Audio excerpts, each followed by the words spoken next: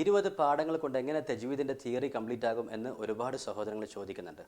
ഒന്നാമത്തെ പാഠം തജ്വീദിൻ്റെ ഒരു ഇൻട്രോ ആണ്.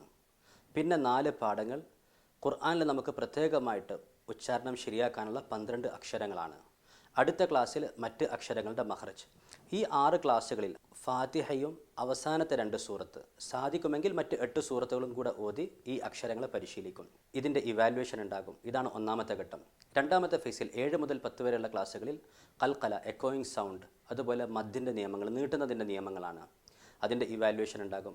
മൂന്നാമത്തെ ഫേസ് മണിക്കുന്നതിൻ്റെ നിയമങ്ങളാണ്. 11 മുതൽ 15 വരെ സുക്കൂണിലെ നൂൻ, മീം, അതുപോലെ തെൻവീൻ. 16 മുതൽ അവസാനം വരെയുള്ള ക്ലാസ്സുകളിൽ നിർത്തേണ്ടത് എങ്ങനെയാണ്, നിർത്തുന്നതിൻ്റെ അടയാളങ്ങൾ എന്താണ്, റാഹിൻ്റെ ഉച്ചാരണം എങ്ങനെയാണ്, അതുപോലെ അവസാനമായിട്ട് സിഫാത്തുകളെക്കുറിച്ചുള്ള ഒരു ഇൻട്രോ, അതായത് ബേസിക് തജ്വീദിൽ നിന്ന് അഡ്വാൻസിലേക്ക് പോകാനുള്ള ഒരു വാതിൽ തുറന്നുകൊണ്ട് നമ്മുടെ തിയറി ക്ലാസ്സുകൾ അവസാനിക്കുകയാണ്. അപ്പം 20 ക്ലാസ് വെറും 4 മിനിറ്റ് കൊണ്ട് തിയറികൾ അവസാനിക്കും.